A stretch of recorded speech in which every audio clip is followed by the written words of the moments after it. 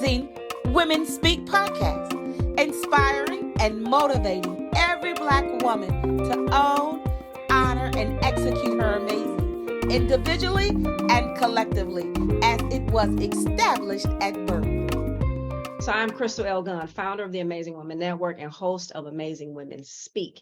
And I thank you in advance for sharing this with your friends and family so that we all can join in on this conversation, because this is going to be another good one.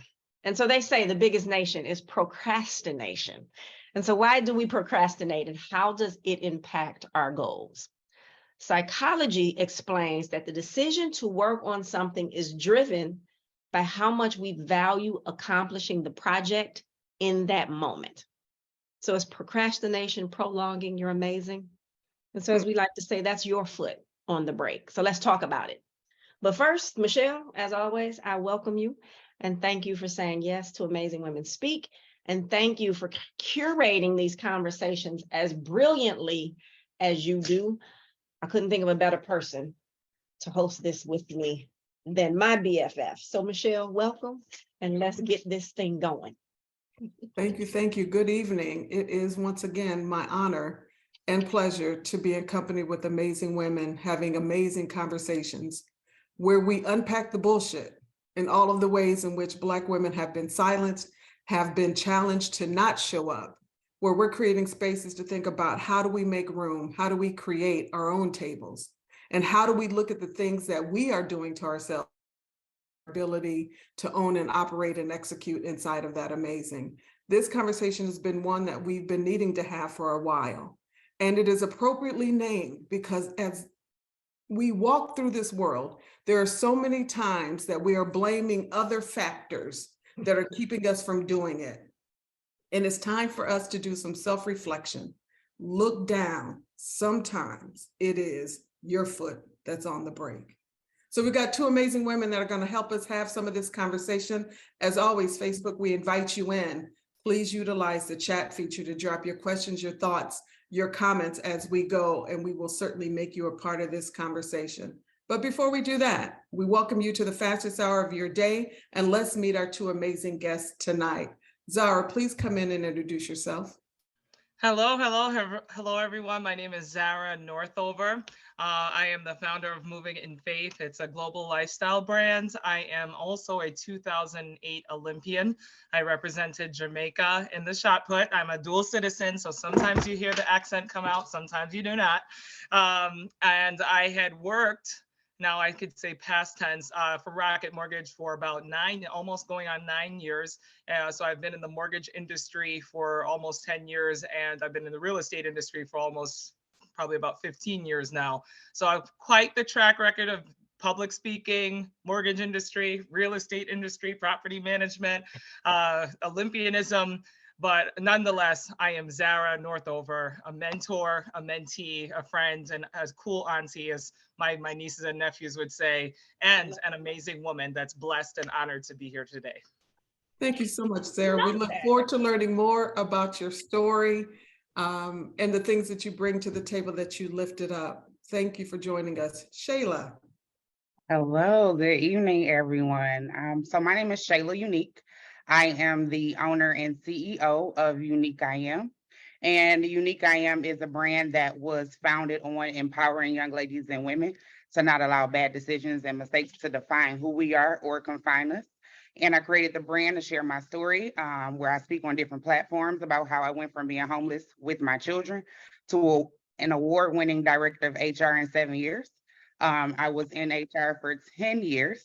And as of April of last year, I stepped away from the corporate setting, and now I support small businesses and individuals with HR support. So I do all of the back office paperwork that you don't want to do. I love it. So that's me. I'm Shayla Unik, and I'm so grateful and honored to be here amongst some amazing, amazing women. Thank you. Awesome. Thank you both. So like I said, fastest hour of your day. So we'd like to launch into these conversations deep. We don't do anything in shallow waters. The impact that we're trying to provide to the women that join us aren't sitting in shallow water. So let's go deep.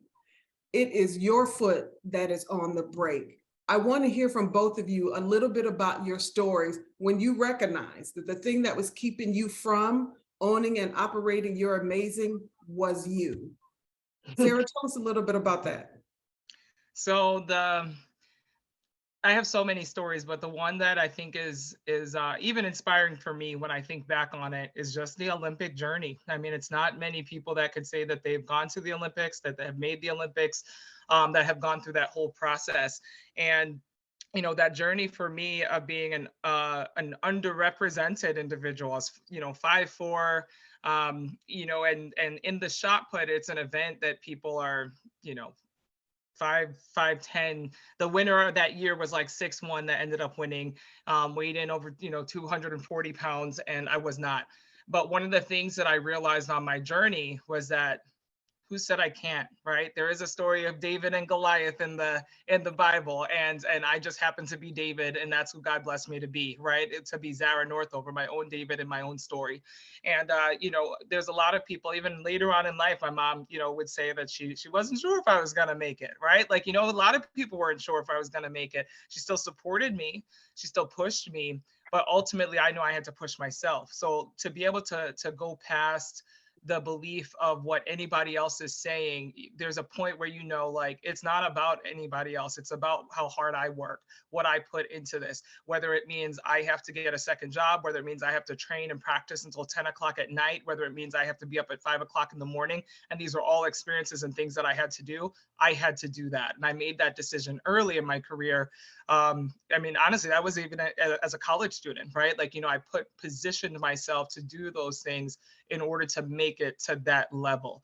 And I even had to fight once I got to that opportunity of qualifying. So I am a dual citizen. I'm born in the United States, but my whole family is Jamaican. So I do carry 2 passports. It's nice when you're going through customs. It's like, which line is shorter, right? Like, like I get to choose accordingly. But in terms of being now an American on a Jamaican team, now I'm getting that minority. I'm getting the side eyes of like, oh, she's really not Jamaican. Like, I mean, like, there's a lot of different things, but I couldn't allow the negative comments, the negative thoughts, right? I was representing my parents' country, my grandparents' country, a country that I spent long summers in, and I had pride to compete for, and I did that despite even people trying to get in my way and say, basically, you don't belong here. And I think that it reminds me of the plight of a Black woman, whether it's a Black woman in corporate, a Black woman in education, a Black woman in a male dominant industry, right? There's someone always saying you don't belong here.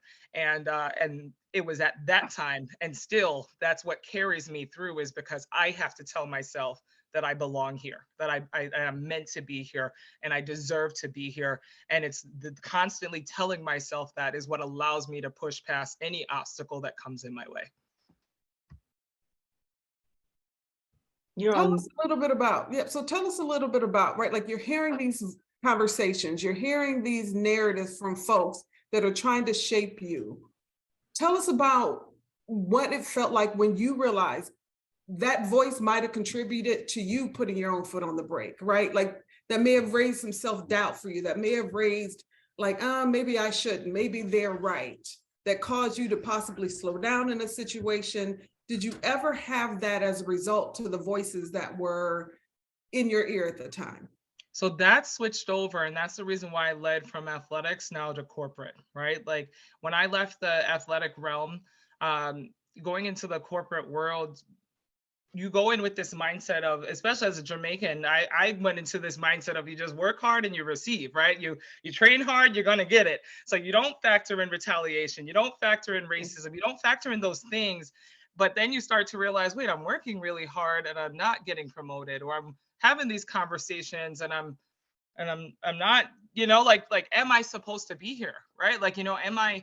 So then now I'm like, maybe I shouldn't speak up, maybe I shouldn't use my voice, maybe I should dim my light a little bit more, because I need to assimilate to my surroundings in order to be able to move forward. And that voice, like, carried, that voice literally stifled me for a very long time in my career. And that's something that I could speak strongly to, because something I'm personally dealing with now, right? Like, you know, and constantly pushing past myself in order to say, like, no, you do belong here. You do belong, you do deserve the awards. And it's a tough spot, but therapy and surrounding yourself with amazing women, forcing yourself to join networks. I joined the Wealth Investor Network. You know, it's been about 3 years for me now. And one of the reasons for joining it is because at that time, I was on a medical leave, and it was probably one of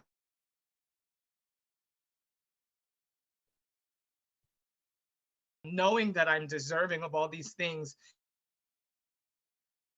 It's mentally now caused me to feel like, well, maybe I don't deserve the things that I'm seeing or the things that I desire. So with pushing myself, and that's where sometimes you have to do the things that you're uncomfortable with, right? Like getting used to that uncomfort to say, okay, I know I can't stay here. So what can I do? Let me pay this $300 to $600 to join this group.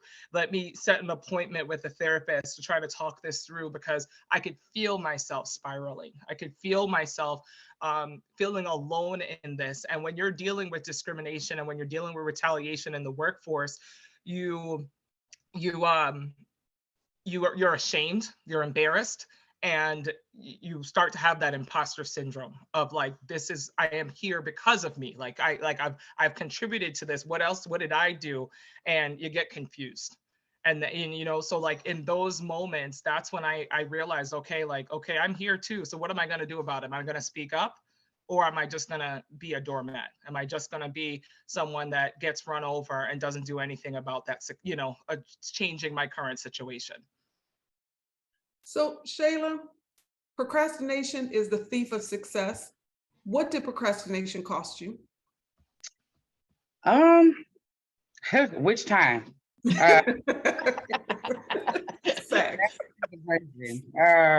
But I'll speak more recently. So for me, procrastination caused a lot of health problems.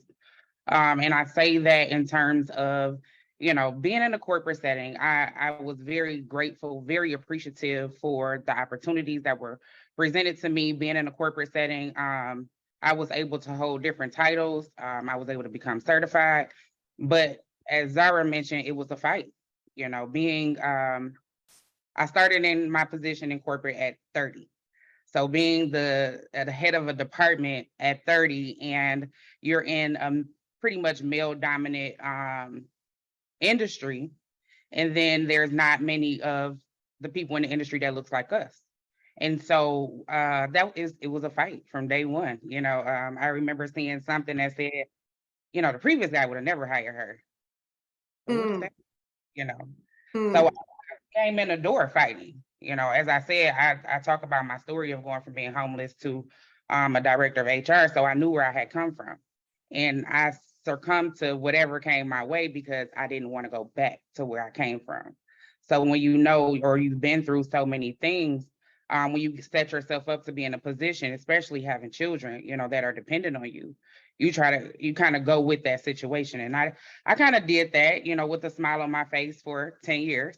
Again, I don't take anything away from what was presented to me, but I can say, you know, towards the end, there was a lot of health problems because you're stressing about, you know, are they going to say this about that? Are they going to think this? And it got to a point where, you know, COVID, everyone was working from home, which I became very fine with.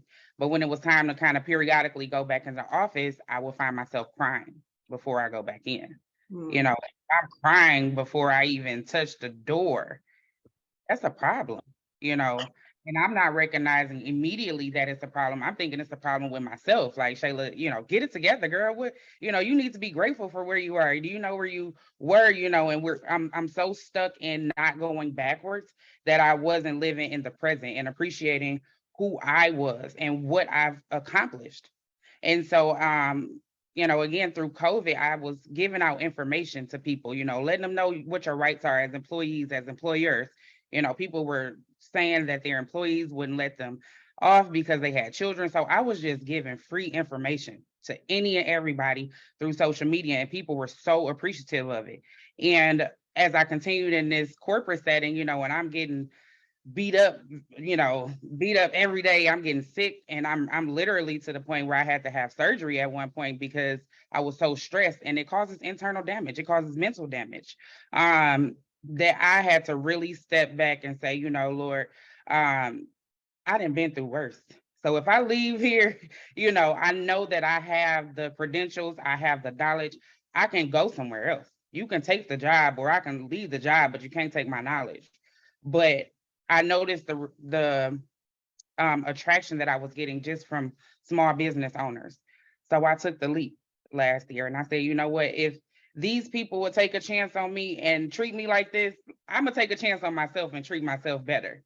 And I had to take my foot off the brake because I was slowly thinking about it. But then, you're used to that every day, every week, bi-weekly paycheck. So you're accustomed to the stability. So I had my foot on the brake because of fear, and fear and faith can't run hand in hand. So once I took my foot off the brake and I stepped out on faith, let me tell you, I have, honey, you can't pay for this.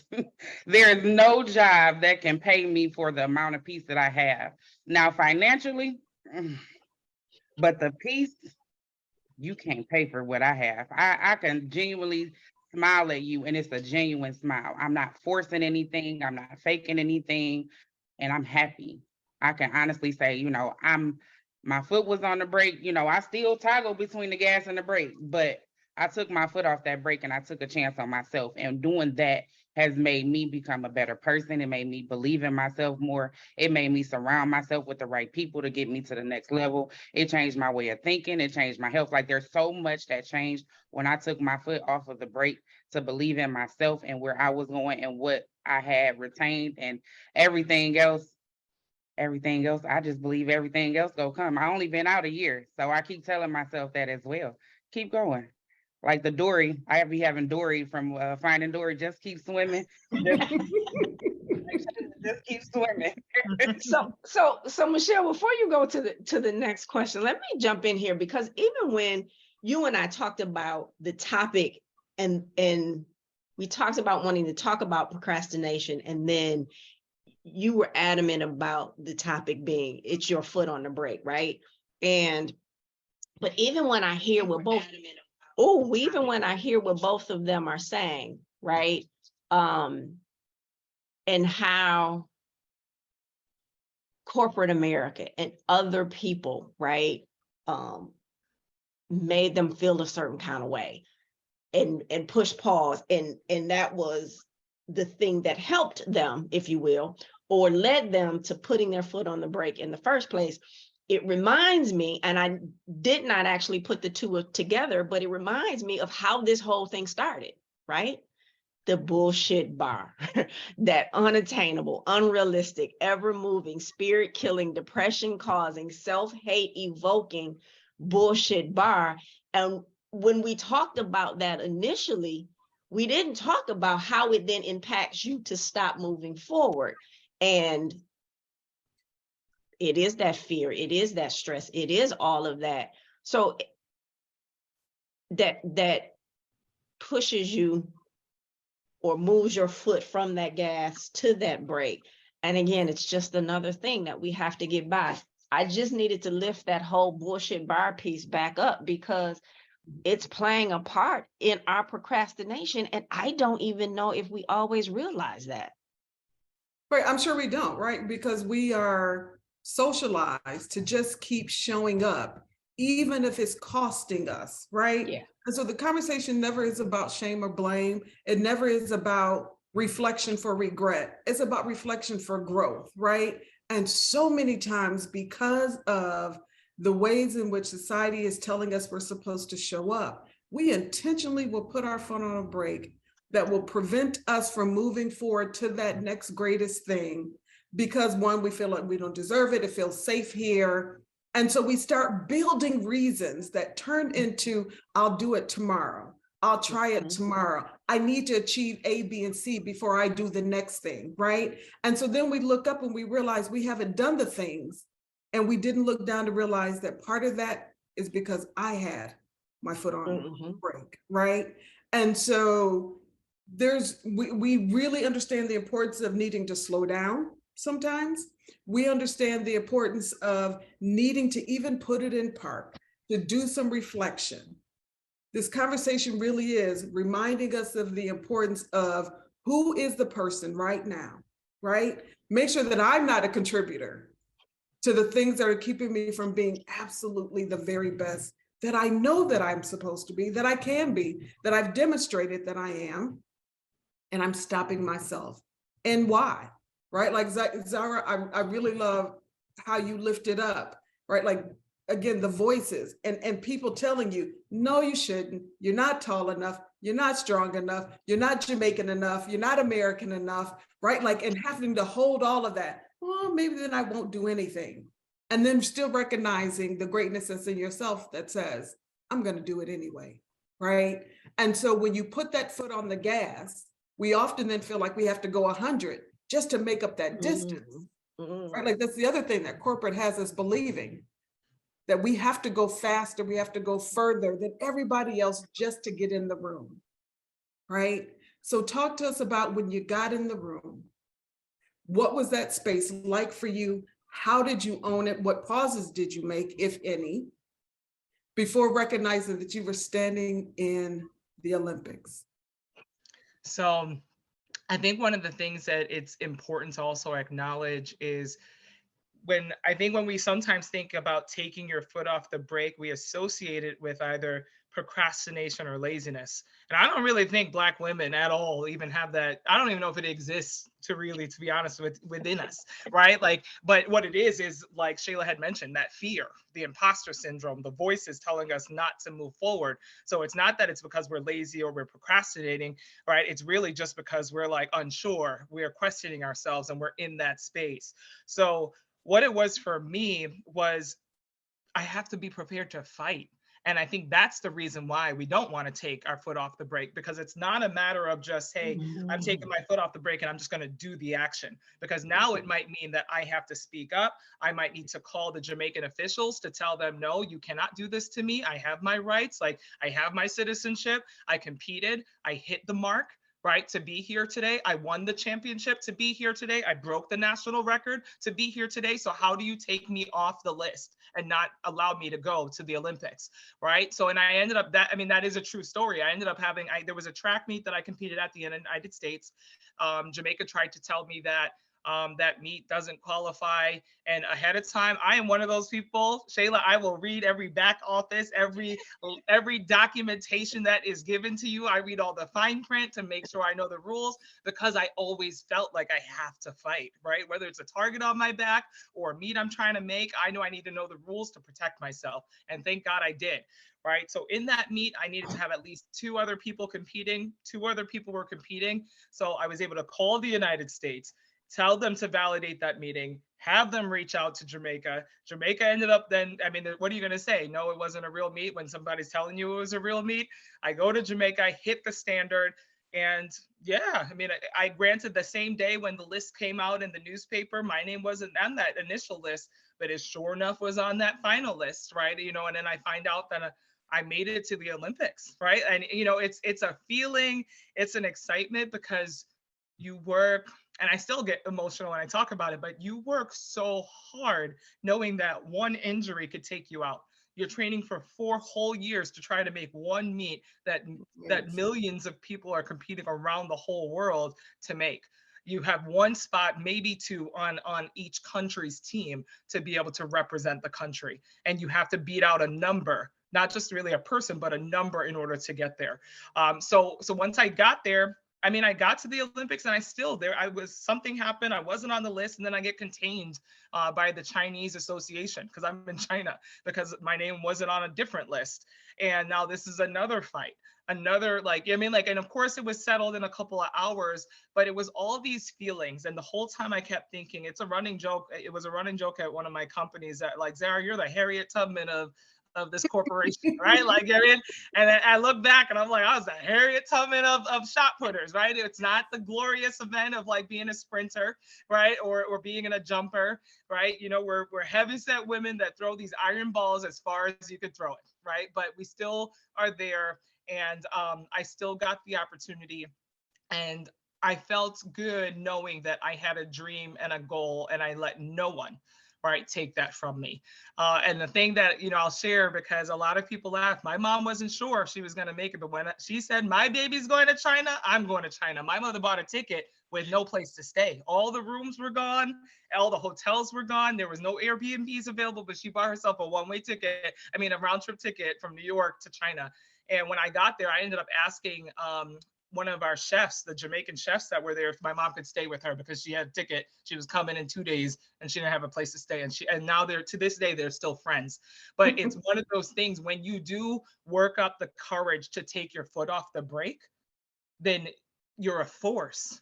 There is no, the manifestations of everything that you want actually attracts itself to you. The universe opens itself up to saying, yes, yes, yes. The chef said yes to my mom staying. I ended up getting, right, like, even though I was contained, they had to figure it out. I'm already in China. I knew I was supposed to be here. I hit all the numbers. So regardless of what back office things that are not proper, whatever lists that aren't updated, they were going to update it so I can move forward.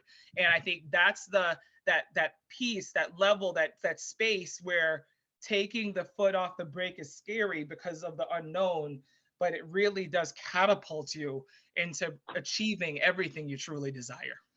So very powerful, right? And the heart of the message. We live in this dominant culture value where it's got to be perfect before you take the next step. And we're inviting you to take your foot off the brake and be willing to explore, and recognizing that failure may be part of the journey. And you'll never discover how fast, how far you can go as long as you keep your foot on the brake, from the most simple of things to the most life-changing of being on an Olympic team. Shayla, you said faith and fear cannot reside in the same space. When did you discover that faith was the thing that was going to take you through and that fear was the thing that had been holding you back? Ooh, like Zara said, I think I'd be emotional talking about this. But being homeless, I had nothing else but faith. I think that's where it was first discovered for me. I got to a point where, I gave up. I had only my daughter at the time. And I had really given up on my faith. I gave up on God. I gave up on people, because how could something like this happen to me? That's how I felt. How can something like this happen to me? But it was like, for me, you can't stop because you got a whole kid. So you got to keep going, right? And so in my process of continuing to go, I have friends who poured into me, believed in me that, hey, this is just temporary. It's easy to say, but when you in it, it doesn't feel like it. And that's kind of where I took some things that they were saying, like, Shayla, pride is a sin. You got to put your pride to the side and you have to push forward. And that kept going through my head. And I remember one day, my daughter and I, we were living in a motel. I went in the bathroom, I closed the door, I got down on my knees, literally on my face in this motel, and I cried and I prayed. And I said, Lord, please, at least by the time, at the time, I was maybe like 27, 28.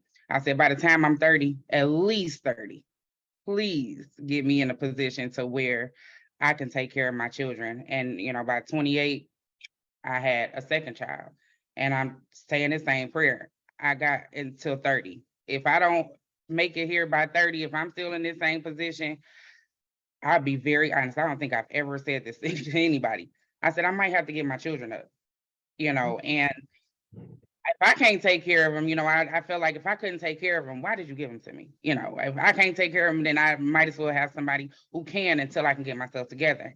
When I was 29, I signed on the line to be the HR coordinator at my previous corporate firm. I knew then that it was because of my faith and my persistency. I said 30. Sometimes we have that waiting period. We think, at 26, 27, when you say 30, it's gonna be like, okay, next month, okay, in 2 months. It was like, okay, not this year. Oh, not this year either. But at 20, I signed on the line, and I knew that's where my faith came, because I signed on the line to be, I want to say, the human resource coordinator. 60 days later, I became the human resource assistant because I saved the company $90,000. A year later, I became the human resources manager. 3.5 years later, I became the director. And it was all because of my faith. It was all because of being surrounded by some people who poured into me. It was all because I took my foot off of the brake to say, you know what, this fear can't live here. And if I want to not go through the things that I had been going through, if I wanted to see change, I had to not live in fear and believe in my faith and just take the strides. So I started taking strides. I started reading stuff. When I got my first temp position as an HR, I read everything. I read the fine print on the I-9.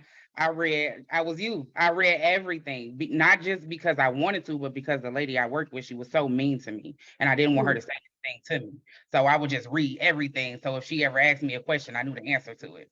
So it helped me to do that. That push from what we think is negativity is really pushing us in a positive direction. Because had she not been so mean to me, had I not read everything instead of just going off of what I think I know, I would have never been in a position to be able to sign on the line at the next place that I was at, which landed me there for 10 years. I was there almost 10 years before I left, but had it not been for that initial start, had it not been for me being homeless, had it not been for the lady at my first temp position being mean to me, I would have never pushed myself or continued on a journey that I was on had those things not happened. But my faith in knowing that I can do this, I have to do this. It was no going back. I have to do this. And when I signed on that line, I just knew it was nobody but my faith. I swear, I cannot tell you, it was nobody's money. It was prayers, literally. Like, I cannot tell you to this day how I was able to make it through making, we were paid tips. I went home some days with $11. I don't know, but faith is how I made it through. I can't answer that. I can never answer that question. How did you pay this? I don't know. I have faith. When the time came, I did it. So that's where I knew faith was over fear for me. When I took those strides, took those steps, and didn't allow the things that were supposed to be negative in my way or the hurdles in our path, I didn't allow those hurdles to cause me to stumble and fall. I'm a firm believer that everything, and this goes back to faith, that everything that happens is happening for my greater good, right? Even the thing when we're going through it, we think, okay, why is this happening to me? It's not bad. Why am I going through this storm? But when you go back and you look at, you wouldn't be where you are today if you didn't go through that storm. That storm was propelling you to be somewhere else. I say those storms, those hurdles are all stepping stones for greatness. But to piggyback on what you said, because you mentioned the lady that was so mean to you, how important and impactful are your friends, or were in these instances, were your friends, your families, and those people that were rooting against you? How impactful or not helpful were they in helping you take your foot off the brake? Very, very much so. I remember a lot. I could remember one particular person, and they said it on Facebook. I think I had made a comment on somebody's stuff, and they had commented back and said, don't listen to her. She ain't nothing but a weed head. That's all she gonna ever be. I still think about that to this day. Because I can't wait to see this person like, look at me now. So you have those negative things that really help you. I try to take everything that's negative and figure out, like, okay, what is the purpose of this? Why is this happening to me? Mm-hmm. But everything that was said that was against me, or people who didn't think that I would be able to overcome, they really helped me, because I've always been competitive. So if you tell me I can't, I'm gonna show you I can. And the people who were praying for me, the people who were there in my corner for me, cheering me on and rooting me on, they gave me that extra boost. They gave me that extra boost to know that what they saying don't mean anything. It's what we telling you. And I think and it's hard to have those type of people as well, because you don't want to let them down, right? So that was another hard part for me, is that when I was going through the transition of deciding whether I wanted to leave from corporate, I didn't want to let all those people down who rooted for me, who knew where I had came from and knew where I was. I didn't want to let them down. So I'm staying in this position because they see I'm climbing the corporate ladder. So they see I'm doing great here.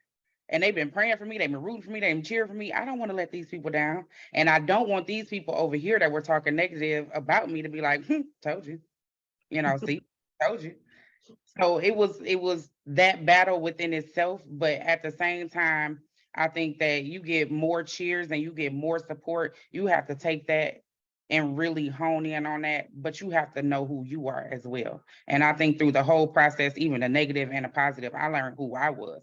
So it didn't matter at this point. I love having support. We all need support, but if I didn't have it, I'm confident enough in myself to know I'm gonna keep going at this point, because it didn't matter what they said, and it really doesn't matter. They could leave me at any time as well. I got to know within myself. Like the song says, sometimes you got to encourage yourself, and I encourage myself every day. Because people can stop. Nobody is obligated to me. Nobody is obligated to anybody.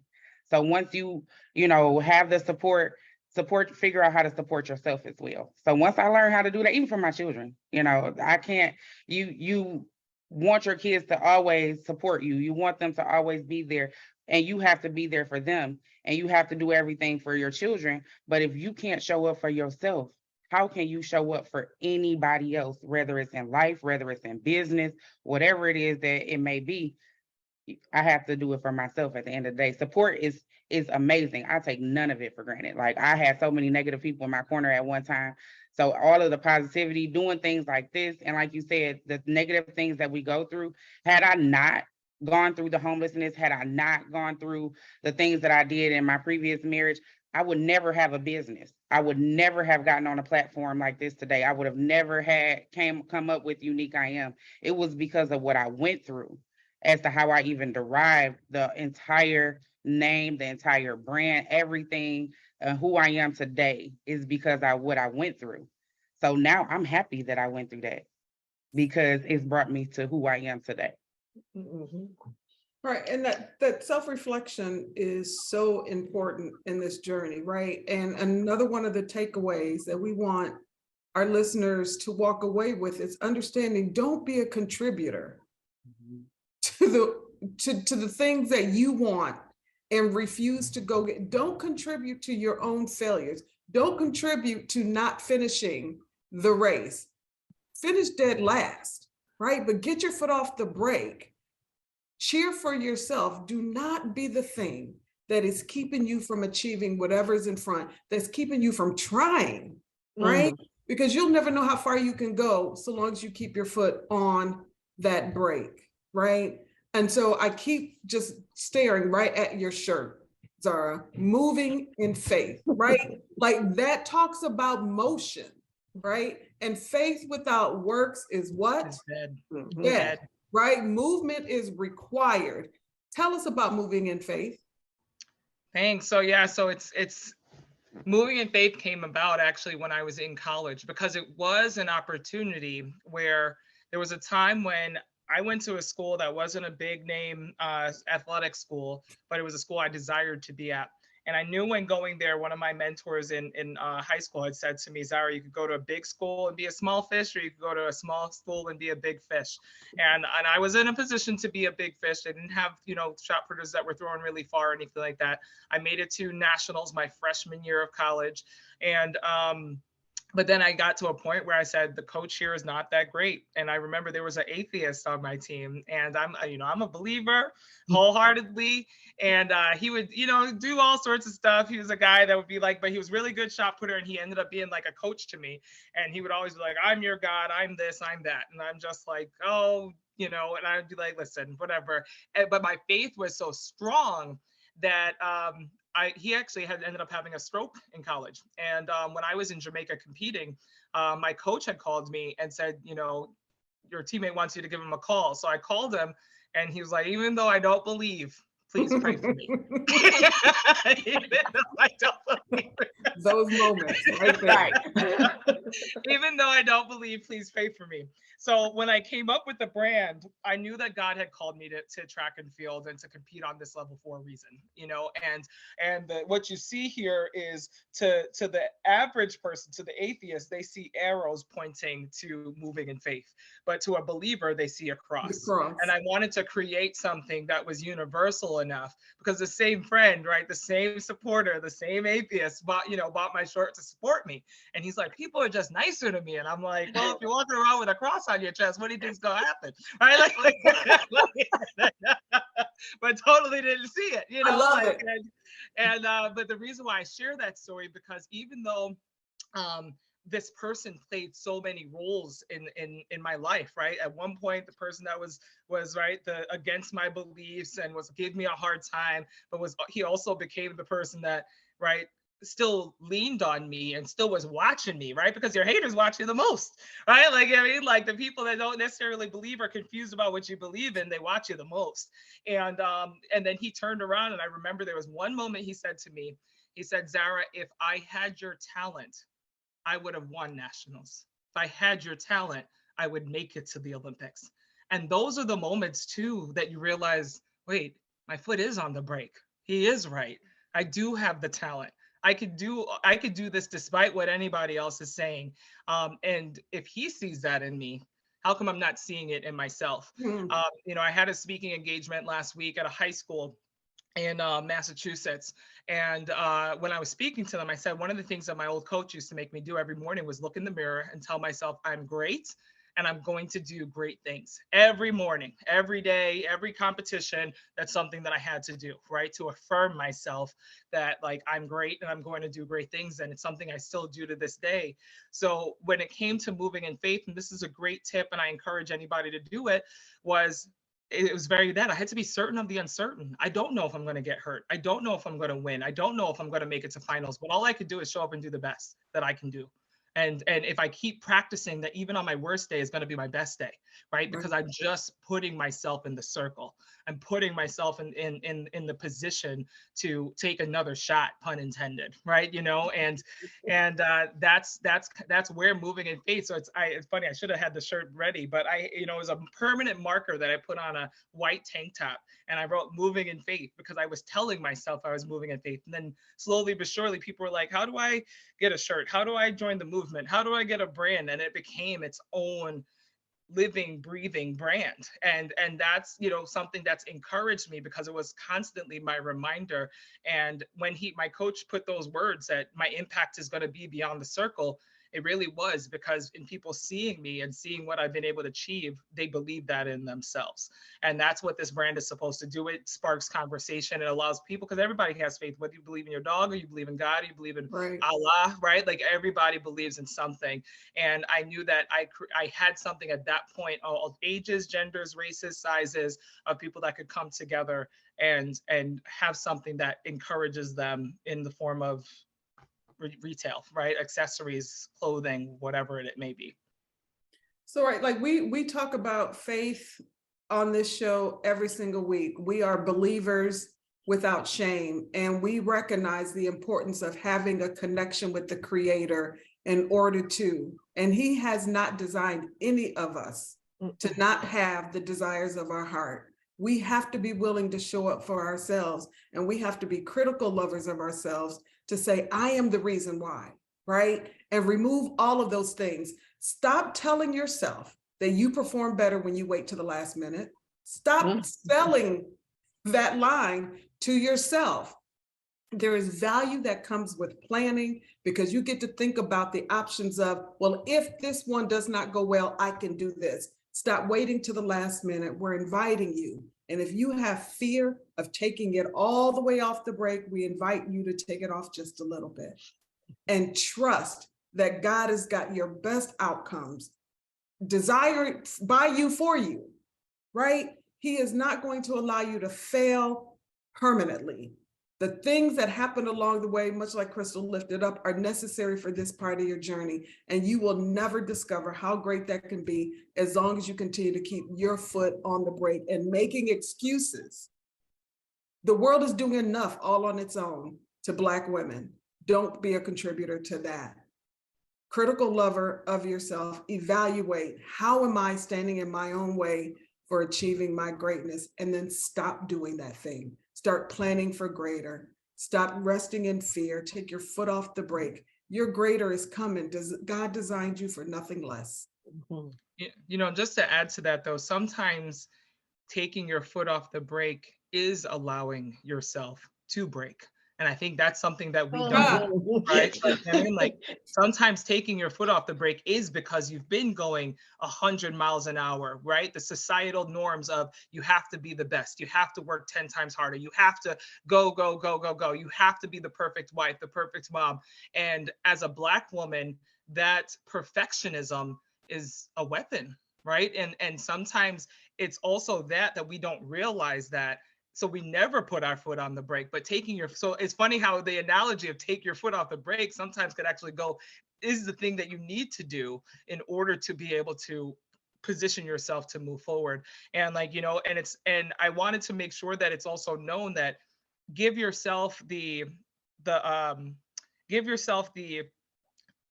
encouragement to reach out to someone and let them know that they have the ability to tell you about yourself, right? Like I need my best friend to tell me about myself. I need my best friend to say, no, Zara, yeah, you cried for a week, but I need you to get up and to file that LLC, right? Like, Right. Zara, I need you. Like, Right. I thought you were gonna be the Oprah of our age, right? Like, I need you to start recording again, right? Sometimes that's what, you know, in my speaking engagement, I let them know you have to either cram early, right? If you're taking a test, if you're studying, instead of waiting until the last day, why don't you just cram on the first day, right? Like, right? Like, so you could do all the work in one night and still stay up all night, but just do that in the beginning instead of the end, right? Challenge yourself to do the opposite, and make sure that you do find yourself 2 or 3 people that you give permission.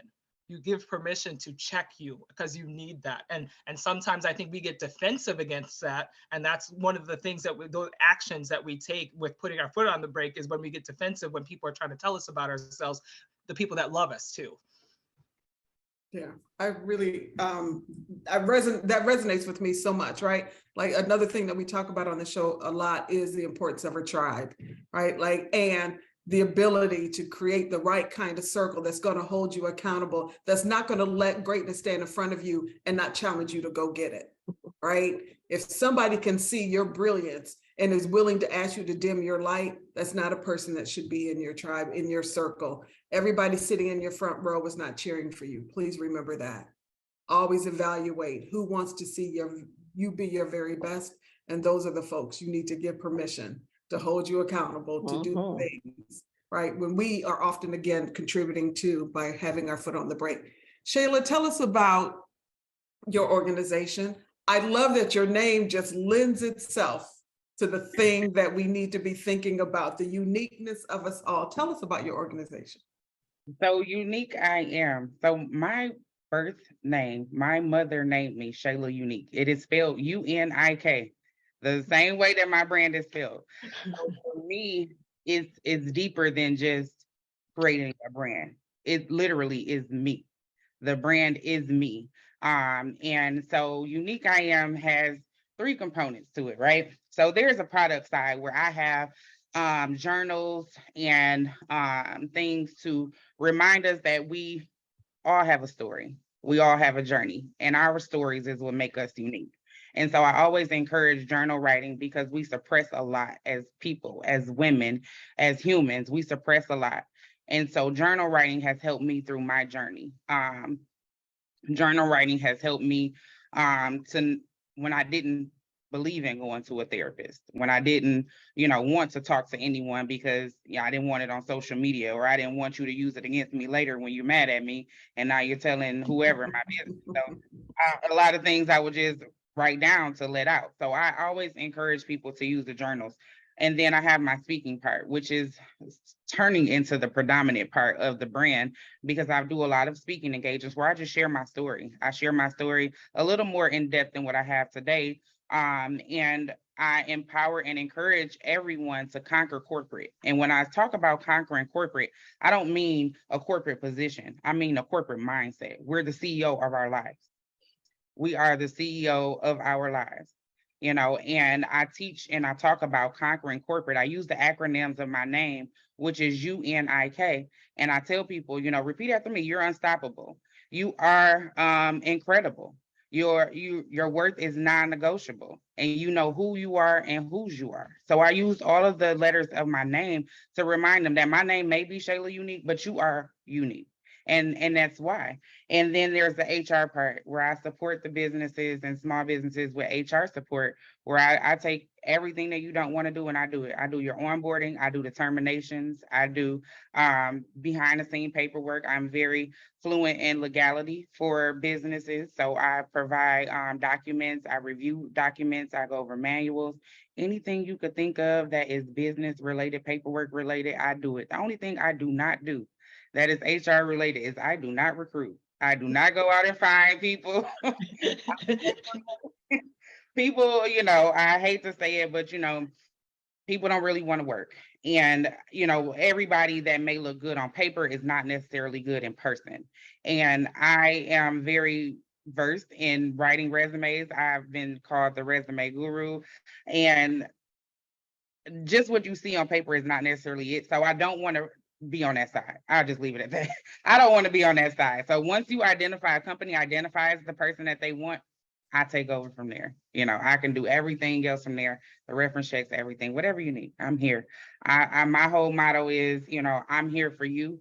I'm here to support you. I also do business mentoring and coaching. I don't really like to call myself a coach, more support. I'm supporting you. I'm not really a coach, but I do business support where I support you through the entire process, whether you're a solopreneur or whether you have employees or even thinking about having employees. I support the entire process. So Unik I Am is bigger than me, is larger than just one component.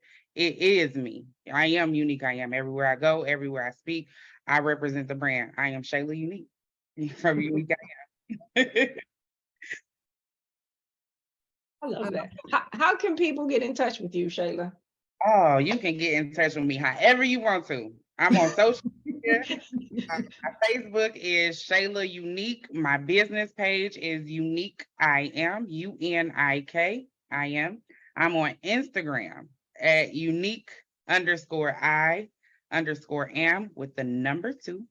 And I'm also on TikTok. I'm new to TikTok now. I'm still trying to learn it, but I do have a 16-year-old that's getting me together. But I am on TikTok as the HR_guru. So you can reach me any of those ways. My website, My website is www.unikiam.com, UNIKIAM. And I do free support calls if you're not even sure if you need me. People hear the word HR and think expensive. I'm here to support you. I'm not here to break you. So that's what I do. That's who I am. Thank you so much. Sarah, how can folks find you? All right, so same thing. I am on Instagram. My name I have at Zara Northover or at Moving in Faith. And then I'm also on TikTok at Moving in Faith. That same thing, we're getting that ramped up. And then I have a website, movinginfaith.com or zaranorthover.com. But to be honest, I always tell people, just like I used to tell my clients, if you really Google Zara Northover, you're going to see my whole life story, the Wikipedia page, all the Olympic stuff. So I am definitely findable. So what's the message we want to leave with our listeners? I'm out here, I'm struggling with procrastination. I'm struggling with thinking that I deserve the next thing. So I'm sitting here idle with my foot on the brake. Fear of what is next, fear of what may happen if. What's the message you want to leave her? Sarah. I would say,